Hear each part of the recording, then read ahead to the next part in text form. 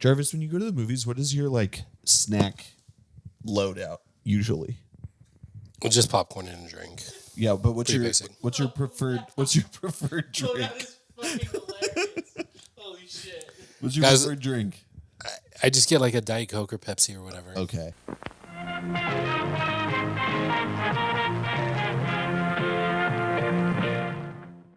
Because I'm on that Ryan Coogler shit where like I those Coke freestyle machines, I'm mixing it up, baby. Yeah. Like give it to me.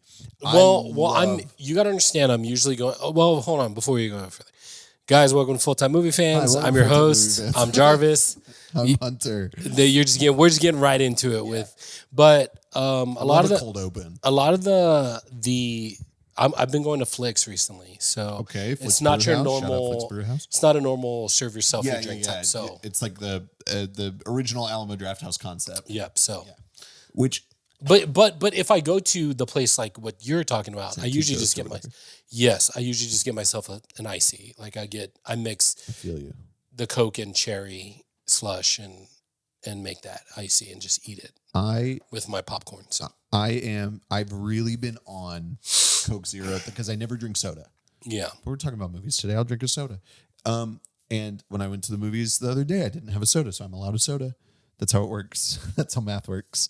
And I've really been on a vanilla Coke Zero and a buttered popcorn. It's the best thing in the world. I love it. So I don't get it every time, but when I go, buttered popcorn and a vanilla Coke Zero. I'm telling you, that's the mix. Anyway, hello everybody. Welcome to Full Time Movie Fans. If you are a regular viewer, it's worth noting that I am here in the second chair. Michael is out because he's had a baby. So just like last episode, everybody congratulate Michael. While I'm here, and for the rest of everybody should just congratulate Michael in the comment section of every episode for like the next 6 months. I think I speak for Michael when I say that he would like you guys to like and subscribe to videos as well. Yeah, you know what? That's important too. But I speak for myself when I say you should congratulate him every day for the next year. For sure. Yeah, and this was your recommendation. My rec. I was going to the movies for the first time in several months. I think before I went to go see this, the last movie I went to go see in theaters was Project Hail Mary. So it had been like 2 full months. Yeah. That's a great movie. Which we did a video on that one already. Great movie. But go check that one out. I was busy and stuff's going on, so I went to the movies for the first time in a few months. So I texted Jarvis and I said, you know what? I think we should. Well, how about we cover a new movie this week? And so we checked out Obsession, which like so many people have seen. We're actually recording this on the weekend after it came out, and it's important to note it is the first horror movie in history, if I'm remembering the stat correctly, whose box office weekend numbers have gone up on its second weekend.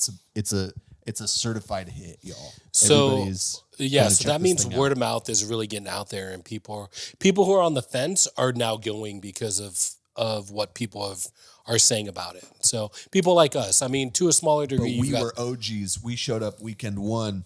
You can never take that away from us. Yeah, but we are delayed on getting a review out, but that's okay because we know you're here for us, and hopefully. Hopefully you go out and see it, because I think this is definitely one this is one that you said, and I think you, along with my buddy Clint, have a good sense for being able to see a trailer and deciding, I'm going to see that or I'm not going to see that. Well, what's so funny is that I did not see trailers for this. Oh, really? I am largely off social media, but I've got a couple movie podcasts in my rotation, and Obsession was something that like kept sort of getting mentioned. And it's, I guess I'll just fire right into sort of context and the first impressions. I am somebody who like, I'm not a horror guy. We live in a city, we live in San Antonio, Texas, and this city is like very there's a big horror like community here. It's very prominent in the city, and a lot of people I know are like the horror movies are their thing, and they're not my thing. I appreciate them. Some of my favorite movies of all time are horror movies, but and I'm sure I've said this before on the show. And so I go see them to like keep up, and I obviously we've all noticed that there are like these new trends kind of emerging in horror. It's an easy genre to go low budget in, and so they're hiring a lot of first time directors, a lot of newer directors, a lot of younger directors. That's what I meant by newer. That's a different word. A lot of younger directors to do these like first time features as like these big horror movies. And we've especially seen it a lot the last couple of years with obviously the sketch comedian to horror film director pipeline has been kind of showing up, but now we're really getting YouTuber to horror filmmaker pipeline. And Obsession is just another one of those. We had it a couple years ago with Talk to Me with the Philippou brothers, and which I really like that movie. We'll get into more of that later, but and they've gone on to do other things too since then. They made a second movie, Bring Her Back, I think was the other one. I haven't seen that one yet. But so Curry Barker, the director of this movie, has been like a YouTube sketch comedian. He's kind of the reason I bring up both is because he's kind of bridging the gap, but has also been making horror films on YouTube and producing those. And this is his first like really big bite at the apple. I did not enjoy Talk to Me as much. And a lot of this like talk about YouTubers and sketch comedians, I think these are like interesting parallels and there's probably something in it, but I have been wary about treating these directors as like the next great hope of horror or the next great hope of film. But there's some tried and true stuff here, right? Like they're getting people into theaters, and Obsession is like it's a really great example of like I think the optimal version of this, which is somebody using those YouTube instincts, somebody using these like more DIY visual effects sparingly, and like really just using smaller tricks to make this like very effective, evocative horror film that, I'm going to be honest, like really got to me. It like really got under my skin. This movie I really like it. I want to be clear about that. But it like really upset me in ways that horror films have not done in a little while. And it was just nice to watch a movie that wasn't like trying too hard and wasn't trying to weave this like grander trauma metaphor. It just was like, I'm going to take a pretty simple concept and make like a really effective horror movie out of it in some really unexpected ways. I really enjoyed it. All right. From the top row. So a little bit. Okay. That's Remy. That's his. That's my little troublemaker. But yeah, I think recently some of the ones I think of are that I've seen. I know Send Help, Sam Raimi's. Send Help with Sam Raimi. I saw that earlier this year. Good Yeah, movie. I saw that one. I like that one. And then also further back, we did this one. I don't know that were you if you were there for that one. I think we did it. The one. Yeah, the Sinners? no, I think that was the The last other episode one. I was on. Maybe no, we did the one with Weapons. Weapons. Was I on the Weapons I episode? think you were, weren't you? I think I was. So that's a more recent horror one as well that I think was very effective and very good. Weapons probably. Well, I mean, Sinners was, the Sinners one was of the Sinners. year. It was a huge movie. I think Weapons was a big one, and to a lesser degree, Send Help, and then I would say Obsession over Send Help. Okay. but we could talk more about that. Yeah, I mean, because like this one was one that you said, hey, I really think we should do this one. I think it's going to be, people are going to be talking about this one. And you were right. You were 100% right. Because I think it was one of those ones that I had seen something about it, or maybe a trailer or something, but I didn't think much about it. And then when you said, oh, we should watch this one, and I was like, okay, which one is this? I was like, oh, yeah, I did want to see this one.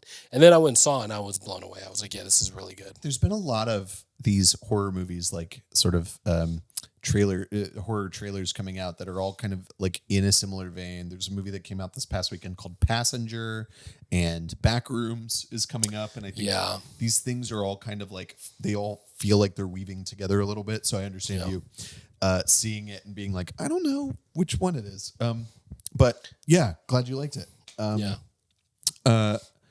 One of the things that I think is important to talk about that we've kind of jumped into already is like this sort of like new class of horror directors that are like taking over the scene. So you mentioned Weapons. I would say my favorite, if we're not counting Jordan Peele, who I think has already ascended. Established. Yeah, like, he's ascended big time. I think my favorite of these guys is definitely, oh, now he's moving the table around. Remy, don't ruin the setup. It's okay. I think he'll be okay. I definitely think Zach Kreger is my favorite of these guys, who has made Barbarian and Weapons and is coming out with the Resident Evil movie that's coming out later this year. So excited for that.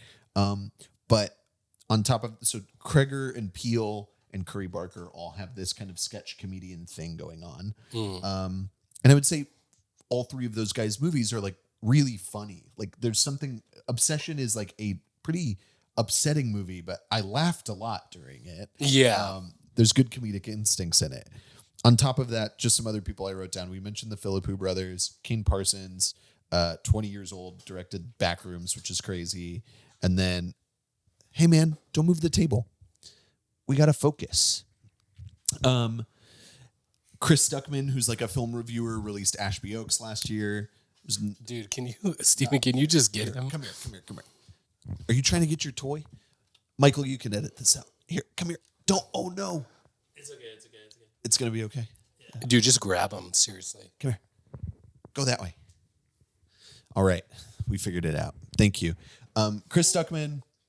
Oh, you fool. Stop. Oh no. He's getting. We're back after some technical difficulties. Anyway, we were talking about this new class of horror directors kind of coming from these places.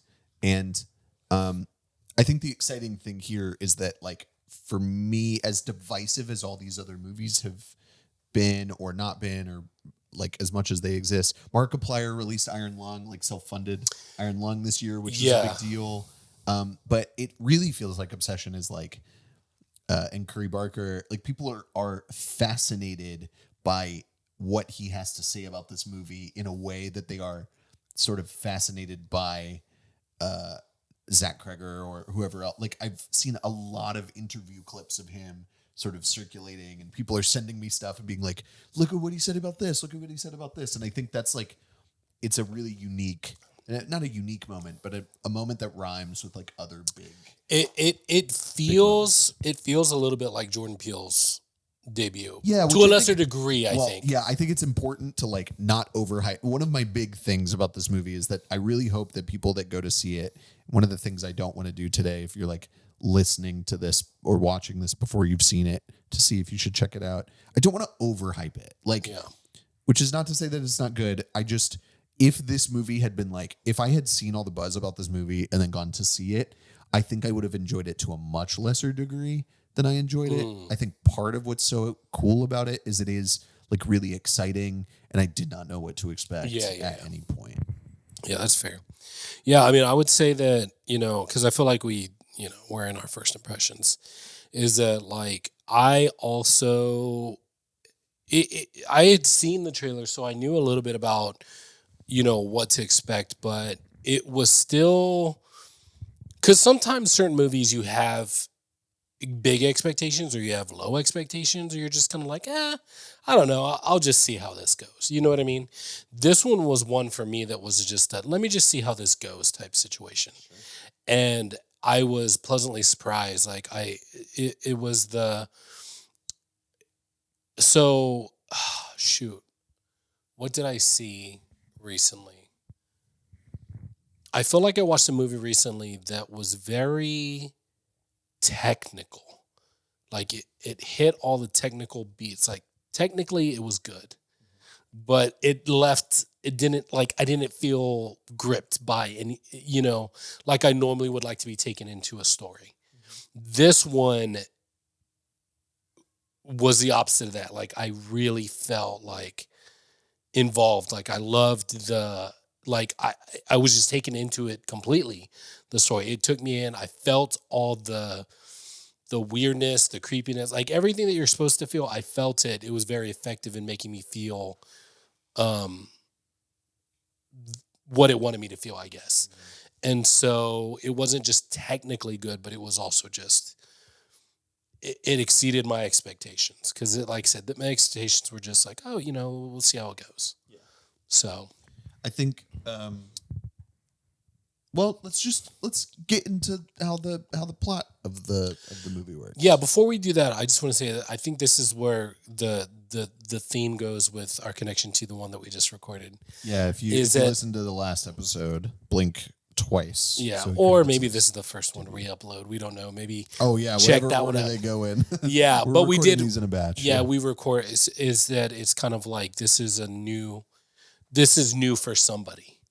Yeah, so Zoe Kravitz that's her first time. Couple debut. Well, yeah, and then we've got, like you said, there's a lot more creators that are coming out from places that aren't normal, the normal places you expect, YouTube and stuff like that. So that's a very interesting thing. But I think that's happening and it's becoming more common, and we're seeing a lot more of that. I think Jordan Peele is like one of the first that's like, yo, you're that guy from the funny thing, like and I really do think it's like partially a Peele thing, like Peele being able to make Get Out on like such a small budget and coming from this unexpected place, and so then suddenly like but I also think that part of the effect is like these other people who have like watched him do this. He was like one of the biggest sketch performers.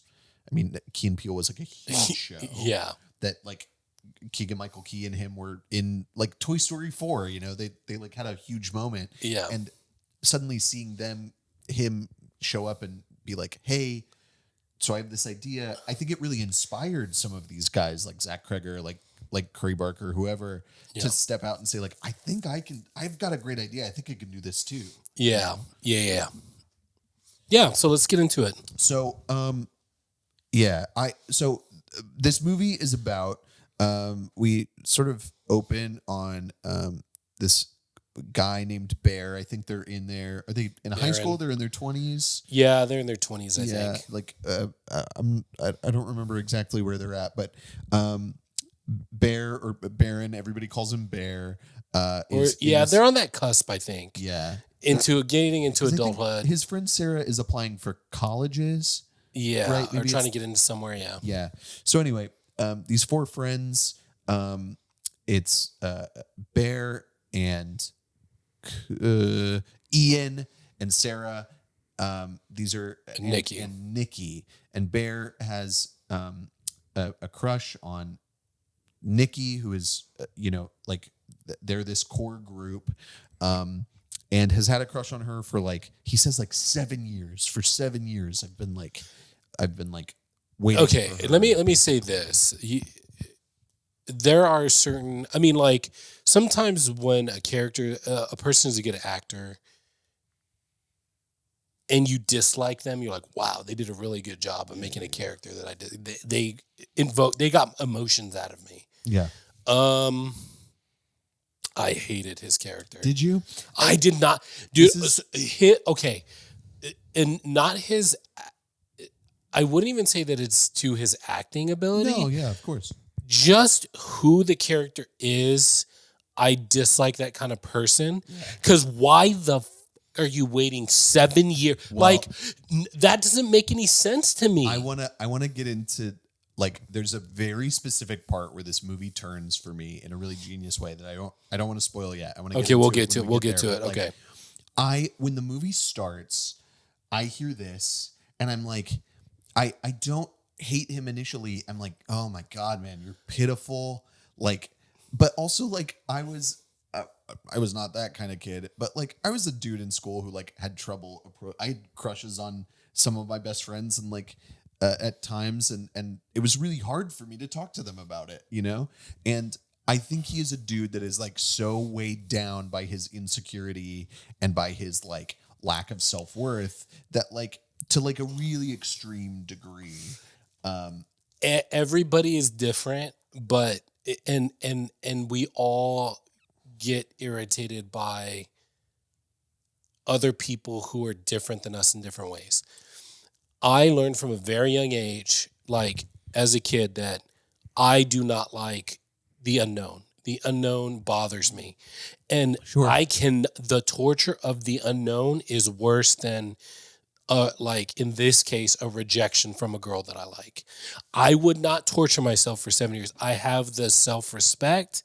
I have the wherewithal to just say, you know what? Let me put myself out there. And guess what? If she says no, then it just ain't it. So for me, that aspect of his character was grating on me because of my personality. Like Yeah, I sure. dislike indecision. I dislike and sorry, I'm jumping to a point here, No, you're but okay. the point when he was dropping her off and she said, "Do you like me?" And he fumbled again and didn't. Well- I was ready to, if I was there, I would have punched him in the. I was like, This you is are the so whole dumb. thing. Okay. There's so many points, Go ahead. especially at the beginning of this, where you're like, "Oh, come on, man! Like you had your shot. What did you like?" I think I literally went, "Oh, come on!" You know, like I just feel like it's really grating. But I think I had a different. I felt like sort of a pitiful sympathy for him. Anyway, so here's Bear. He has a crush on Nikki. He's in this friend group. He tells his best friend Cooper, Ian, played by Cooper Tomlinson, who's like Curry Barker's best friend. He's in all of his sketches. I'm gonna tell Nikki, and Nikki's like, Ian's like, dude, do not. It's gonna ruin the dynamic. Like, he's gonna tell her at trivia night when they're all hanging out, and he's like, do not do this. It's gonna ruin the dynamic. Like, I really.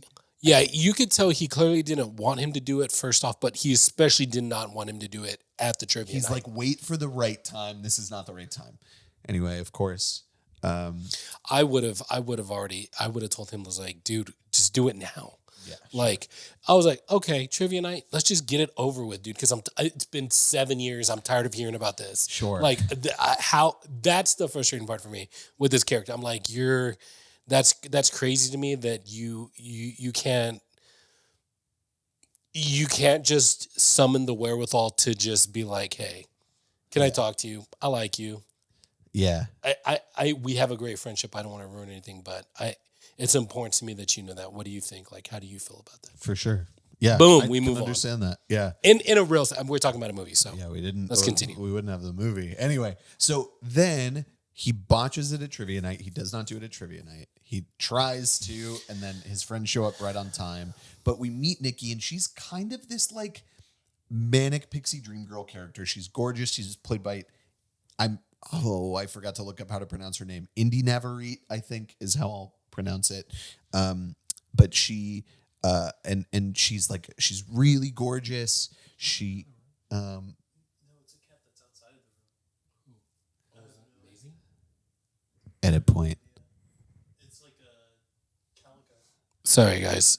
Edit point. It's okay. I need to take it. You keep going. Okay, I'll keep going. Camera, all eyes on me. All eyes on me.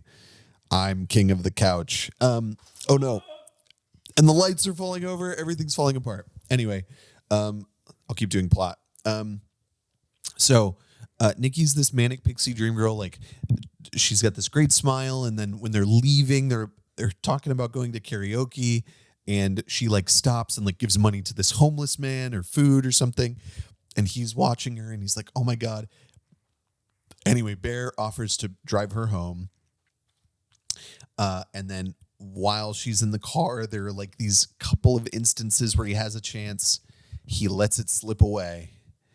And then she goes inside. She's about to go inside and she turns around and asks, "Do you like me?" Like Jarvis said. And he says, "No." You're like, oh my God, how could you miss that opportunity? Part of what's happened just before this is that he has gone into this like woo-woo, like, I don't know, crunchy granola shop and has found this thing called a One Wish Willow. Yeah, well, because there was a moment where I'm back, where she lost something, wasn't it? She lost a necklace. She lost a necklace, a crystal necklace, and he wants to go buy one. He wants for to her. buy a crystal for her. That's how he gets to that. He gets to the woo-woo shop. Yeah. Yeah, it's for her. He's trying to be Yeah. He's trying endear himself to her. It's good, yeah. That's a good move. It's a strong move, I think, to buy the crystal. And he finds this thing called the One Wish Willow, which he asks this like a very funny performance from this girl, Haley Fitzgerald, who's also a like TikTok, YouTube dance girl, who's like, he's like, "Does it work?" And she's basically like, "Yeah, leave me alone." Like, it's a good like one scene performance. I like her. But there's also an interesting moment in there that I think is important, is that she mentions something about people dying or that like her friend that people keep trying to come in and return them or have complaints about them, that they keep coming in and saying something about like their wish wasn't what they wanted it to be. I think it's even more. I think she mentioned something about somebody dying or something. For it, or I don't remember that. Yeah. Or something. Yeah. But I've only seen the movie once, so anyway, it's like this thing in this like old school like vintage packaging. And so after he drops her off and he says no, that he doesn't like her, he's like, crap. And so he pulls out the because he was gonna give it to her, I think. The One Wish Willow? Yeah. He might have. Yeah, because he was like, I have something for you. Yeah. And then he was like, no, it's stupid or whatever. Yeah, when he fumbled on the "Do you like me?" which would have, you know what I mean, then he forgot that he was going to give that to her, and she went away. Then she came back. Yeah. So then he uses the idea is that you pull out this stick, you make a wish, and you break it. And so he pulls out the stick and he wishes, "I wish Nikki Freeman loved me more than anyone else in the world." And he breaks the stick. And it was the first time that gave me chills. He suddenly like looks to the side and she's like standing on her porch, just like standing there. And Curry Barker does this great thing throughout the movie where he like figures out a way to obscure her in shadow, like obscure her just enough that you like can't really make out her features. And he only does this in like the tensest moments, and it's amazing how well it works. It works so good. The simplest trick. It scares me every time. She's just standing there. There's multiple moments he uses it throughout the movie, and you can like just see like a glint in her eyes sometimes, or like you can like your eyes are like reaching to make out her facial features. They're just there enough. Yeah. You're like, what's going on with her? Anyway, so then suddenly she starts acting very strange. Like she's very into him and she's like begging him to go to his house. She like gets back in the car and it's like, let's just go to your house. She like says that her dad is in the hospital with her dad has cancer or something. Her head. I just don't want to be on a headboard, and she's like, I just don't want to be alone. Yeah. And then he's like, okay, and so he takes her home, and she's just acting like very.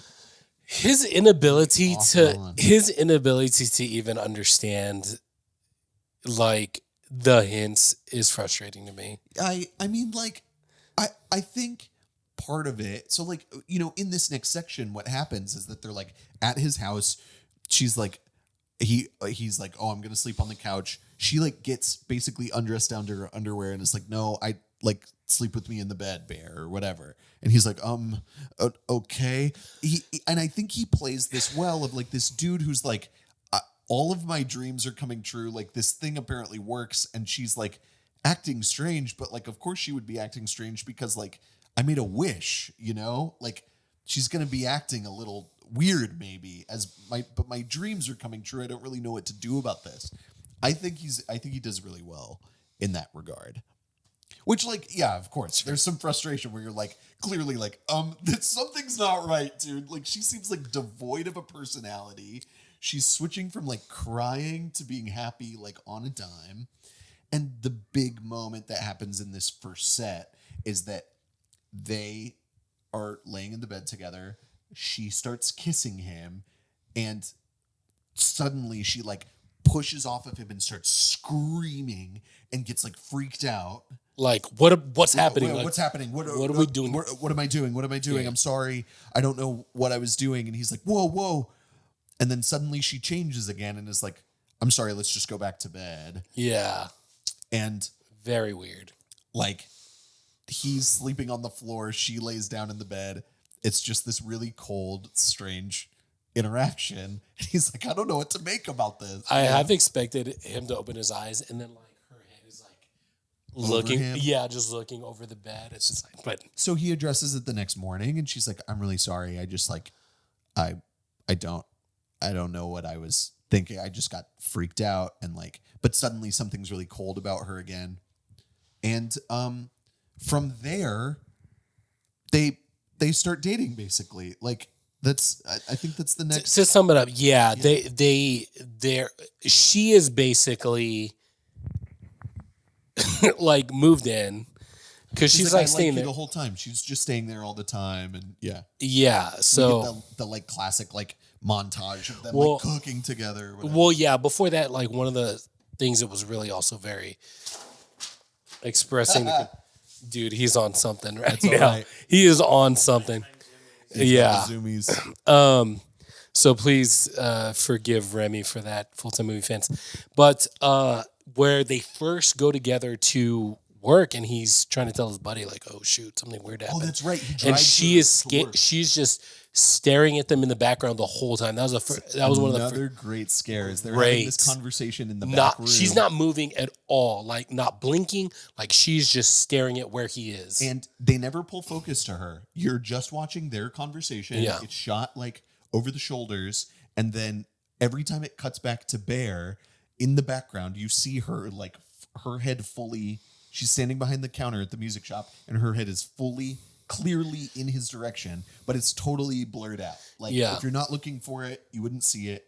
It's a really confident move just to be like, I'm going to pepper that in the background. Yeah. Very good. But yes, so essentially they're dating, and then everybody is like, this is weird. Like, she never acted like she liked you or anything, and then suddenly she's like all over you. What's going on? Yeah, and they're going on dates, and they're like cooking and what have you. And then I think that leads to the dinner where they go out. Does the dinner or the flower pot happen first? There's the weird thing in the bedroom with the flower pot where she like starts screaming in the middle of the night. And then, or he wakes up and she's not next to him. Yeah, she's in the corner. And he like wakes up and he's looking around the room, and it's that great this always works on me where you've like, the room is in like, I think that's shadow. Later, isn't it? Is that after? Because I think the next morning he tries to address it, and he has to go to work and she doesn't. And she's like, "Oh, I made you lunch." You're right. So it's the dinner first. Dinner first. And then so basically the dinner situation is they're going to dinner, and then he starts getting, is it a text? He gets a call from his buddy, right? Yes. Ian, he's like, "Yo, her dad does not have cancer. He's not in the hospital."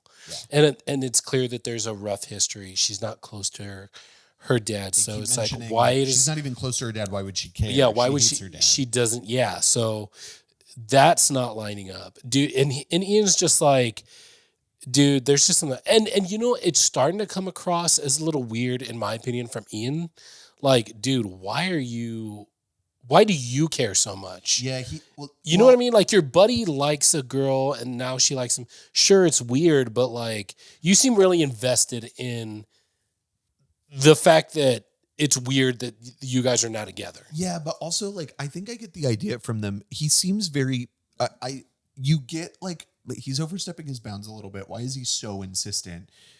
And I bought it as like he's really trying to protect his friend here and trying to hold some sort of status quo. Like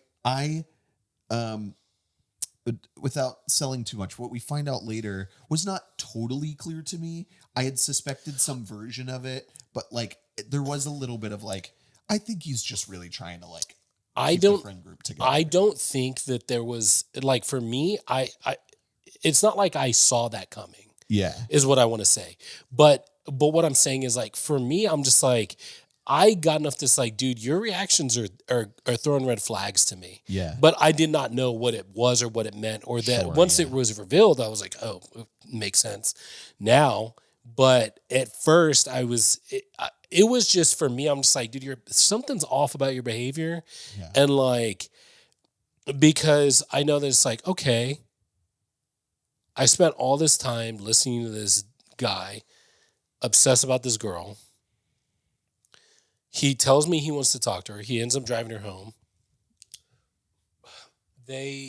Now they're dating. Yeah, why wouldn't I be what he wanted? Why wouldn't I be happy for my friend? Hey man, it's weird. I don't get it, but like, congrats, I guess, man. You know. Yeah, sure. I'm glad things are working out.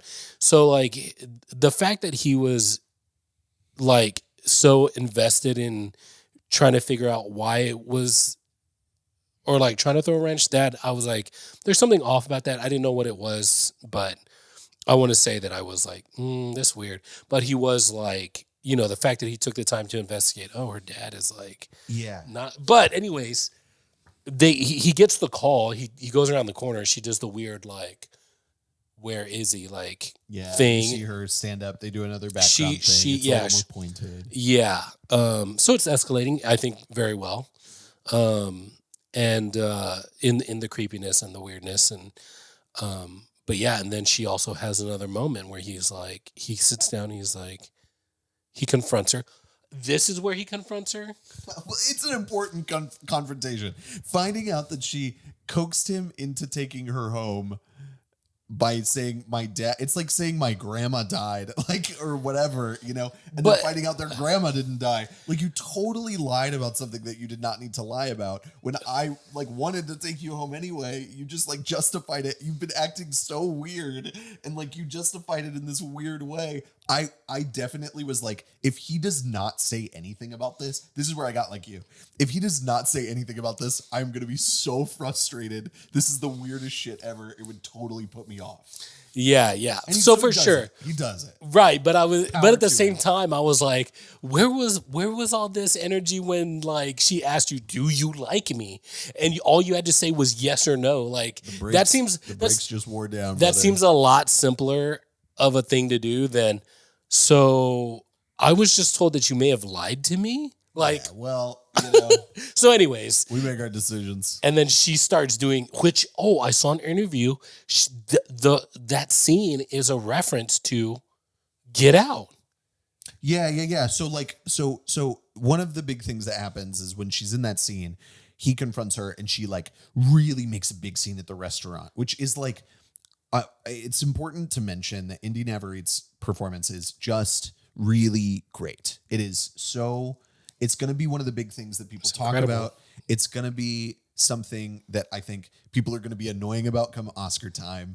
Because it would be cool. I mean, it'd be a cool nomination. I would be surprised if it happened, but it's one of these great like horror performances that is like, she handles these like intense switch ups, these like really big moments, but also she is scary when she's doing it. She's not just acting crazy. It's like genuinely when she goes like, no, don't do that. In the middle of the restaurant, you're like, I at least was faced with this like total embarrassment, but also like whatever she was doing was so freaky that I was like, dude, are you okay? Like if I was in Bear's position, I'd be like, what is this? You're really freaking me out. Yeah. And very effective. She's so good in the movie. She's so good. And also, because we all feel that okay, a big scene is happening in a very public place, and like we all feel like the shame, and they're like, oh shoot, like you know what I mean. But yes, but that moment she said that she was channeling from Get Out, which is right there on my bookshelf right there. That's Get Out. important. But very important. the moment where there's that.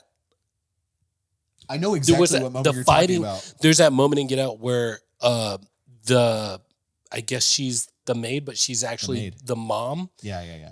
Or the grandma, I guess, technically.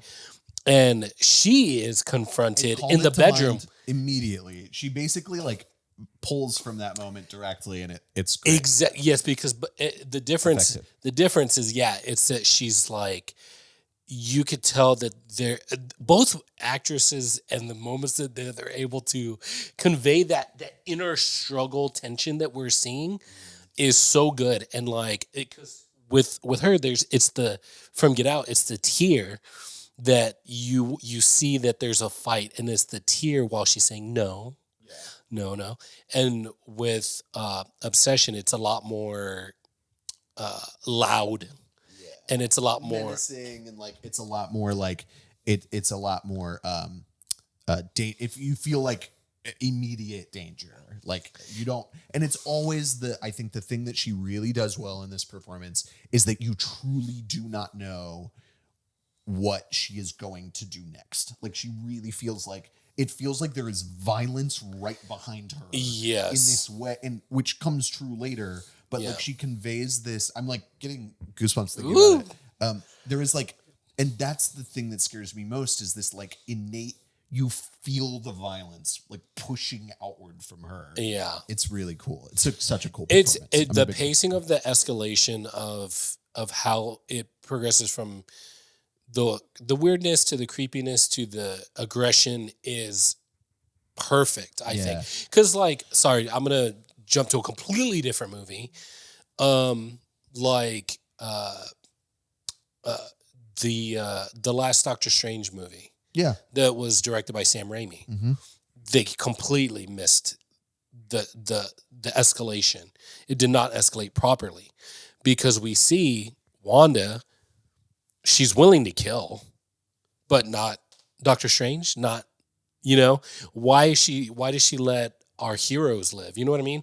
Like there should have been a progression of like where she's like, okay, I'm just going to manipulate things. And then I'm going to like, okay, I'm going to hurt somebody. Then to like, okay, I will kill to get what I want. You know what I mean? But it goes from her, we see her willing to kill right off the bat to her showing kindness to our heroes when she could have easily, does that make sense? Yeah. I would rewatch that movie. I mean, I think, the progression of her aggression is it starts heavy and then it's like, well, why is she letting them slide here?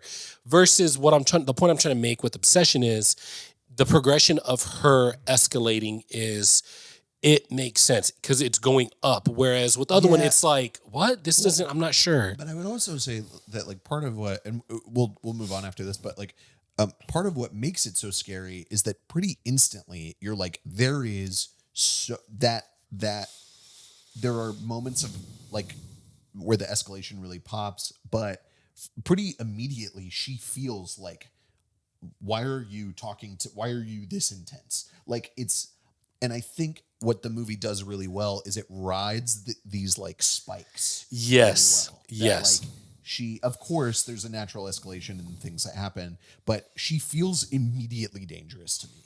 Like, and in a way that like sets a precedent for the rest of the movie where I'm like, anytime he is around her and anytime she starts acting weird, I'm like, this is no good, dude. This is get out. You can't stay here. She's so scary to me. I don't know what it is. And maybe it is because I've been in toxic relationships before. But like there is shout out to his toxic exes. I'm just kidding. If you ever see it, no, I'm just kidding. But there's like a very, I mean, part of what I think the movie is doing, again, we'll get to like the elevation of this later, is it is talking about these like anxiously attached relationships that are like, so producer Steven, is everything okay? Yeah, do you know that that means? That there's some excessive honking going on, so that might mean Spurs won. Let's go. We just found out. Let's go. Everybody's going honking. I see. Speaking I of didn't put it together. speaking of obsessions, we're obsessed with the Spurs. Go Spurs go. Cool. That feels good to find out right Needed now. that one Anyway, for we sure. needed it. So there is what was I saying?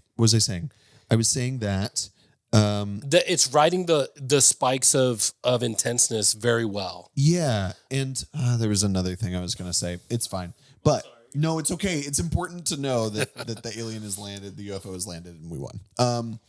But I think we'll move on. It's fine.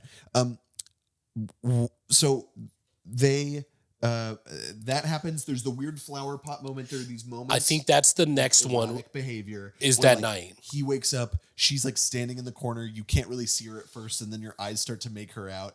And it's the first moment that we get this like weird, look at this weird like choppy.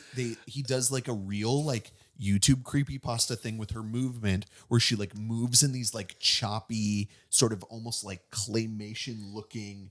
Stop motion looking movements, and the film kind of continues to put us in these weird situations where like she like carries this flower pot in front of her face and like moves around the room, and some of the funnier moments is when he's basically like, "Stop doing that! Stop! What are you doing? Yeah, you're acting weird." Yeah, you know, and she. It carries the tension very well. I think after that, sometime is like when they're at the party.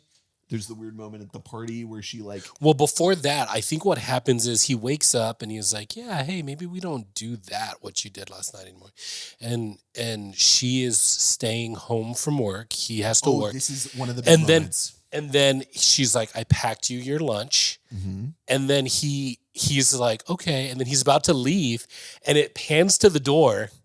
Well, and it's duct taped. The whole door is duct taped completely over. Totally duct taped. And then she's like, "Man, why don't you just stay with me today?" And he's like, "No, I've got to go to work, and I can't leave everybody else out to dry." It's a scary moment, but it's also very funny. I laughed out loud.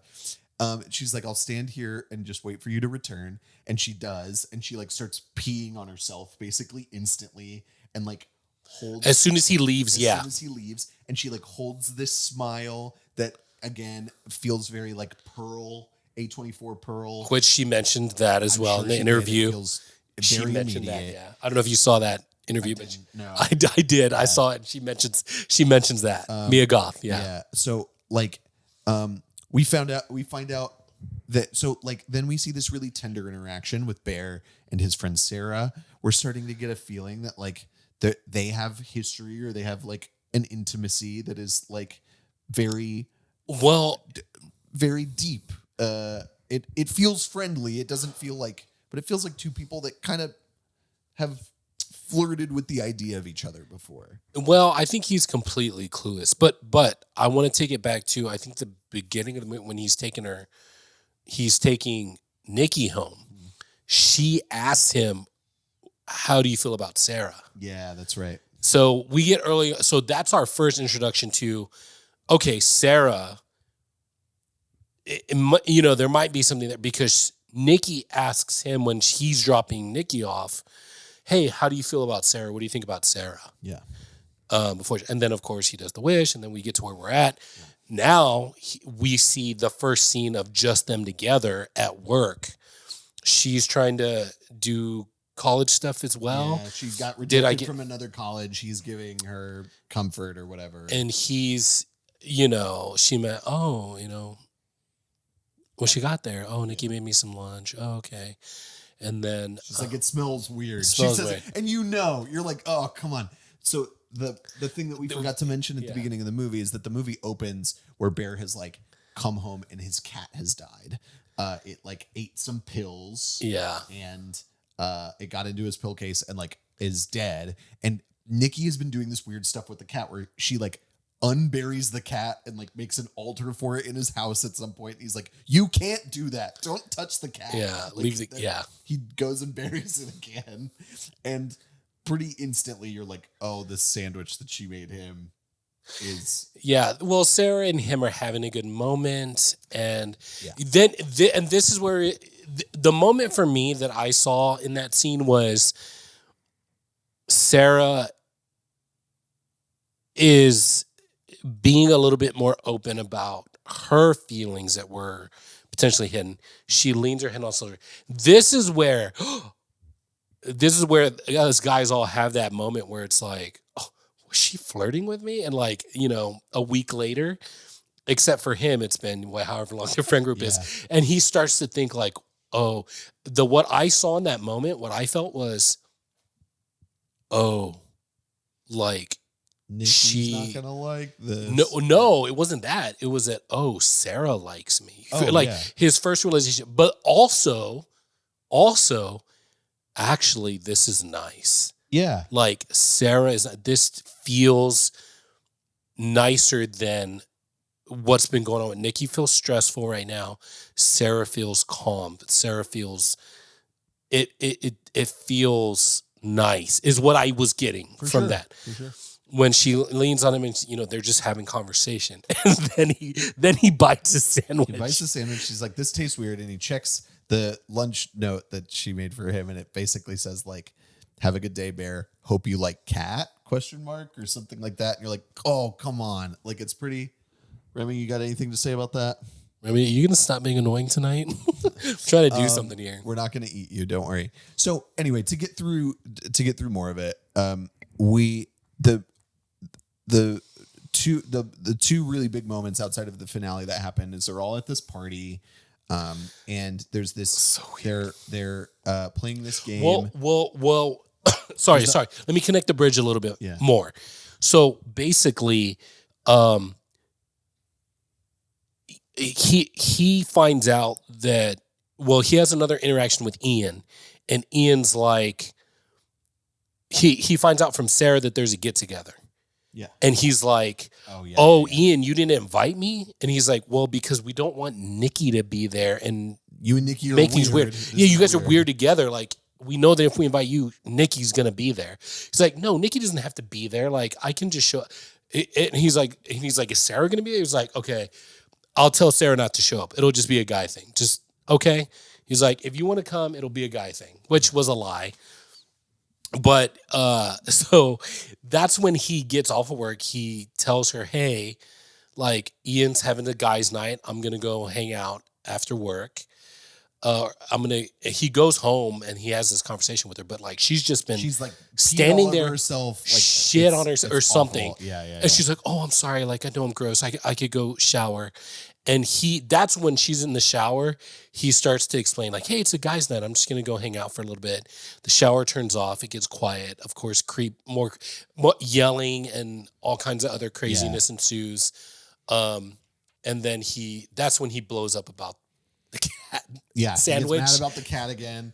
Of course, this is the second time he's had to address the cat. And then I think it just, if I remember correctly, I think it just cuts to them going together. Going to the party. They're together. They show up at the party. It is not just a boys' night. Sarah's there. There are other girls there. Other guys and it's a big, it's not a small hangout. I mean, it's like a kickback. Like there's like a good group of people there, but it doesn't feel like a party. Yeah, I would say what, like between 10 and 15 to 20 people, max, not even 20. Max. I don't even think it's that. I think it's like 10, maybe a few between more 10 and 15 people. But anyway, so long story short, they play this game. There's this really intense thing where like Bear draws a card that basically says he has to kiss Sarah because she's sitting to the left of him. Nikki like comes over and like moves her chair out of the way and sits there and is like, no, kiss me instead. And it's like really weird. Yeah, at some point she like stands up and reads this really fucked up like incestuous poem about this brother and this sister who like are gonna like it's really freaky. It's a really intense interaction. Everybody's freaked out. She stabs herself in the face with a bottle during her freak out. And everybody like is like, oh my God. So then they go home. And this is the big moment that I really think elevates the movie is they go home. He puts her to bed. They're laying together. this might be a couple nights later or something. I don't remember, but he gets a text from Sarah that is basically like, "Hey, can we talk?" And it's like 2 or 3:30 in the morning. it's really early in the morning. And so I think it was like 2:37. I think they have this interaction where like he just before where he tries to leave the bed and she like clings to him and gets really mad. So then now he's like, okay, I have to like, is she asleep? He starts to slip out. She seems asleep. And he starts to leave. And then he hears, and we've had a couple of these moments too, where she like breaks out of it. It seems like whatever's going on with her, she like breaks out of it and comes into reality. It's happened after she hits herself with the bottle.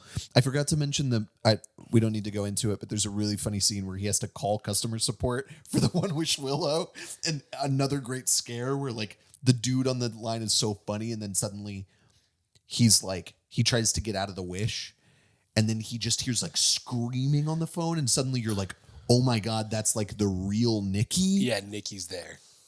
And like, how is this hell? Is he calling like the support line to hell? What's going on? Anyway, so that's already happened. So now he's like sneaking out, and then suddenly from Nikki's body, he hears like, "Kill me." And he turns around and she says something like, "She's asleep, but I'm not. Bear, I need you to kill me." And he is like frozen. And then he says, this is the thing that, so obviously the movie's like about anxiously attached relationships, but then suddenly the thing he says that elevates this is, "What would be so bad about being with me?"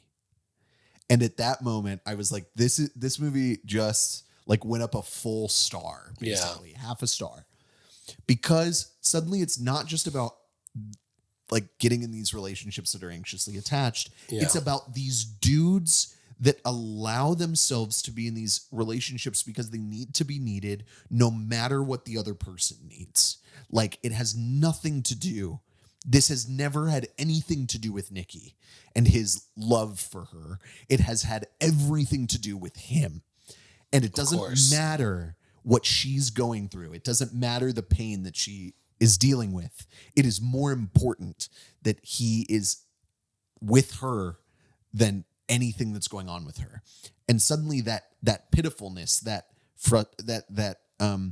like sad sack thing, like becomes this like incel thing. Well, of like, oh, you're actually a piece of shit. Like you can see what's happening clearly. Well, and here's something that I want to say, and I don't know that I don't know if this is going to be profound to anybody or not, but there's two sides to the same coin of like self-deprivation, being a sad sack like he is in the beginning, no confidence, blah, blah, blah, to being extremely arrogant and prideful. Yeah. It's the same thing because the focus is self. I don't want so I'm afraid to do what will change, except this is what needs to be done. This is the revealing. It's the same side of the coin, but now it's flipped to the arrogant, prideful side where he is, I am a great person and you should want to be with me just on your own. Like, what is, like he says, what's so wrong with just being with me? Why would you rather die than be with me? Yeah, I'm a great person. Yeah. And not, I won't seek out, I don't expect him to kill her in that moment. Like, right. That's insane. But like, instead of saying like, how can I help? What else can we do? Like, how do we find a way out of this? Yeah. You know?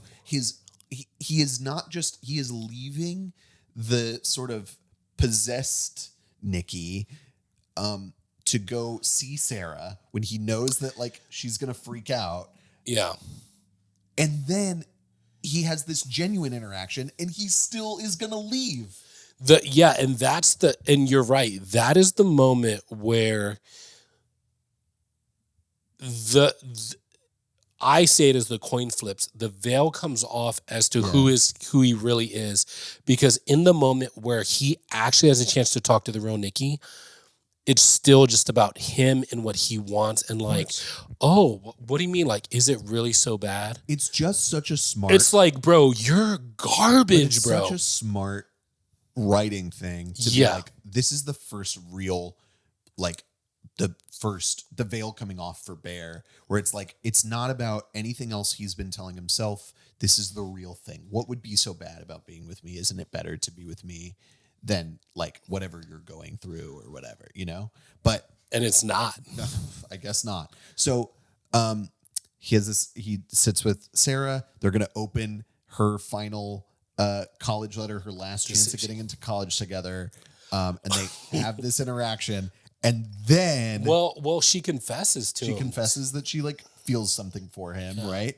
And then suddenly Nikki appears out of nowhere, she In the window of breaks the the car. glass Yeah. with a brick, and then starts slamming She Sarah's puts face the brake on the steering wheel on the steering wheel and slams Sarah's face into it until there's not a face. Like, Yeah. It's like it's a really cool, like low budget cadaver thing where you're like, this clearly looks like very campy and B, but it totally works. Oh, it was perfect. It's really freaky. No, yeah, I think it was perfect the way it was. Like, Yeah. yeah. So Bear, like, basically immediately he figures out, or like the next day he goes to see. Well, The other big thing that Sarah reveals is, hey, I've been meaning to tell you, Nikki and Ian have been sleeping together for a while. yeah, Ian that's didn't what we wanna can tell tell you. Yeah. And so this is like something that Ian is carrying, or that Bear's carrying. And then Well, so after Nikki kills Sarah, she's like, okay, like, help me. We need to get rid of the body. they get rid of the body. So he does that, I'm assuming on autopilot, because you have to disassociate to handle that, I think. Like, you know what I mean? You've got to just like take, because he definitely feels like a zombie, just going through it, helping her get rid of the body. It's crazy. And then the first moment that he has by himself, he's in his car. He has the letter with blood all over it. He has blood all over himself. He opens the letter, and then I think that's where it hits him, because he reads the letter and she was accepted. And now her life is gone. So now he's like, oh shit, well. So he goes to talk to Ian. Ian. Well, I think he goes to the store first. He goes to the store. He buys another One Wish Willow. They're like, it's not going to work twice, dude. You have to make somebody else. You only get one wish. He's like, you could die. You could kill yourself. He literally says that to him. Yeah. The only other way you can get out of this is like you kill yourself. Yeah, because he explains like, the wish disappears. he's like, yeah, how can we? He's like, well, as long as you're alive, the wish is gonna be intact. Like you can't reverse. You can't. So then he brings the One Wish Willow to Ian and is like, I have to tell you what's going on. I made a wish. Now Nikki's acting weird. I can't make the wish myself. I need you to make the wish. Yeah, this is the first time that he's actually done something smart. Yeah. And he's actually making correct moves. But his ineffectiveness in communication still pisses me off. Ian thinks it's about him and Nikki sleeping together. He's like, no, I'm being so serious. This thing is for real. You have to make the wish. You have to take it seriously. You have to wish that I never made the wish in the first place. Yeah, just erase my wish. Yeah. And Ian's like, okay, whatever. I wish for $1 billion. Snaps the thing. Because he's like, yeah, this is bullshit. It's such a good moment. The pacing's so good. He snaps it. Bear goes, no. And then suddenly, like, rolls of bills start raining on them. And Bear looks totally dejected. He's like, that was my one chance of getting rid of this. It's so funny. It's so messed up. He still has one left. Oh, yeah. One Wish Willow. Yeah. So now he goes back home. He goes back and he tries to confront Nikki. There's this great, it's insane because we see he's walked in. It's really messed up in there. She is like covered in blood, right? And she's been waiting for him. And he is basically like, he tries to make up with her at first and then is like, I'm going to the bathroom, and locks himself in the bathroom. The only thing he can think to do is like swallow a bunch of, no, it's before this. She is like dressed in dressed in Sarah's clothes. She's like tattooed herself with Sarah's tattoos. Oh my gosh. She's wearing Sarah's hair. Like it's so messed up. He's like, this is messed up. I'm going to the bathroom. Locks the door. She's like banging on the door, going crazy. He walks over to the pills.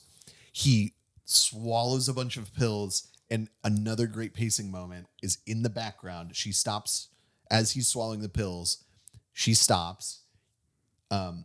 He swallows them, is sitting with them for a second, and then you hear a snap in the background. Well, I think, wasn't he gonna like shoot himself? Oh, he brings a gun. Yeah, he brings a gun. That He's also gonna, pissed shoot me himself. off. This Because shit, this coward, this it's son of a another bitch. moment that like really upset me, where I like really thought he was gonna do it. He's like pressing it to his chest. He's aiming it like it's so visceral and nasty. Like it's literally in his mouth, and he's like, it's really, they draw it out. It's just upsetting to me in a way I cannot describe. And then he's like, I'm too cowardly to even do this. I'm going to swallow the pills. He swallows the pills. You hear a snap. And then suddenly he like changes. And he walks out of the room. And it is clear that Nikki has used the One Wish Willow to wish that he would be in love with her again. And they do this great thing where like they start to embrace. And he pushes in on the broken One Wish Willow. And you're like, wow, I guess that's the movie. But the pills, and right as you think the pills, suddenly he starts like choking and convulsing. And the camera pulls back out. And she has to like hold him, and she's like freaking out, crying, like, no, no, no, no, no. Yeah. And she grabs the gun and is like crying, right? She has the gun at some point. Yeah, If I think remember so. correctly. Anyway, she's crying and she has the gun and she's like, no, no, no, Bear, you have to wake up. You have to wake up. I love you. And then he finally dies. And another perfect moment is like, he draws it out just long enough to where you're like, oh, did they lie? Is the wish not going to be null now that he's died? And then suddenly another great performance moment. Yeah. She like freezes and comes to and looks at the carnage. Yeah. Oh, also Ian dies. Oh, Ian dies. She like shoots Ian or something, right? Because he I think comes into the house. he comes into the house. She shoots him. There's that thing. Everybody There's dies. a really funny moment where Bear's freaking out in the house, and you're pounding on the door, and he's like, "Bear, Bear, you won't believe it. It's actually $1 billion." Yeah. Like, whatever. It's so stupid. It's great. But the movie ends with her surviving, Bear dead on the ground. It's so nasty. It's such a nasty ending. And Toxic relationships, man. That's what it feels like, I guess. This is how it goes. I know we went through that plot really extensively, all the scares and everything, but like it is so I just left feeling like I am mad that was so much fun. Like I feel genuinely bad. It is such a feel bad movie. And it's some but of the it's most so fun. well done. Yeah, it's some of the most fun I've had in the theater. I keep using this word. It's a really nasty, wicked movie. Like it is like so like shit eating in a way. But it's like really, it really affected me. I can't say enough about how much it worked over. Yeah, and that's a thing for me with movies. Is like, did I feel anything? Did I care about the characters? Like, there's like a list of things that I go through. Like after I watch a movie, that lets me know whether I liked it or not. Was I taken out of the movie? Did I connect with the characters? Did I care about any of the characters? Like, did the movie make me feel emotions? Like, you know what I mean? And it did all of those things very well. I think the first thing because my buddy Clint messaged me, oh, hey, how was the movie? I think my exact words were, shit was crazy. Yeah. Like that's what Real crazy. And he texted me the same thing after he saw it. I actually saw this one before him. Nice. And so, but yeah, he said the exact same thing. And I was like, dude, it was so good. So let's go ahead and do box office and budget game. I'm going to flip it on you. Okay, you flip it on me. Because you haven't looked at them yet. I don't think I've looked at it. So how much did you think it cost to make this movie? It had to be a low budget. Let's say, I want to say 15 mil. 15 mil. Did I get it? No. Oh, shit, you I jerk. just think it's interesting because apparently He made this for $750,000. No Under way. $1 million. That's crazy. Totally tell. I think in a 'Cause way. I told you I was like- bad at this like, game. It looks great, but like, there's this quality about it. Well, we'll get to that in a bit. But 750,000. How much do you think it's made at the box office so far? Or Dude. we could say opening weekend. Okay, whatever. 36 million. So far. It looks like by the end of the weekend, it's going to breach. By the end of this weekend, it's going to breach $50 million. I think. That's so cool, man. So he is like really. It is like on that budget for a first time feature Yeah, director. It's a certified hit. Certified. Yeah. 80 million worldwide, 58.5 million here 80 million worldwide. That's crazy. by the end of the weekend. Yeah. That's incredible. Just roundabout. So we got a hit, man. We got a hit. It's, Yeah. it's going to do it. Yeah. Dude. Okay. So I really need to get to bed. But this movie's so good. We could talk more about it. I'm sure you and I could probably talk about this more for a whole nother hour, just with all the nuance and stuff. All But kinds of stuff. it's so good. So Yeah. then let's just get to the rating. Yeah. So what do you think? What kind of movie is this? I think this is one that I'll probably I'll watch it again for sure. It's definitely rewatchable. It's Okay. gonna be a fun one to bring to friends. Yeah. I don't. I might buy it. It just Okay. depends. Like, So I think my go-to buy it horror movie recently has been Barbarian. I love showing people that movie. Yeah. And this is sort of right in that. I think it's like it's lower on my list, but it's gonna be it's I think it's gonna have legs and really be a fun movie to like bring to friends and be like, have you seen Obsession? Let's watch Obsession, So it might be an own it in that case. But Okay. I think it's somewhere between Rewatchable and rewatch own and it. own, yeah. Okay, that's fair. I definitely would put it as a rewatchable. Yeah. Like this is going to be a movie that you can rewatch, and it'll be satisfying every time. Yeah. That's what I think. In fact, because I'm gonna rewatch this movie, and I would also tack on because it's still relevant. Watch it in theaters. Yeah, for sure. Because Yeah, it's go see relevant. in Watch theaters. it. Go see it in theaters. Like see it now. It's a little but too also, late now because we spoiled all of it for you. But if you have not seen it, yeah, I would. But my rating is see it in theaters, rewatch it in theaters, and it is rewatchable. Yeah. That's my take. Cool. My last question before we wrap up, because we do need to wrap up. It's pretty late. What do you think is going on with the One Wish Willow? Like, I get vibes from this thing. It's so interesting that it never gets answered. I'm so glad it never gets answered. Yeah, agreed, dude. If you have a headcanon at all, I don't know. I don't know that I have it fully thought out, but I'm sure I could come up with something in the moment right now. It's just like it definitely feels like when it to me it just feels like Get Out. Yeah.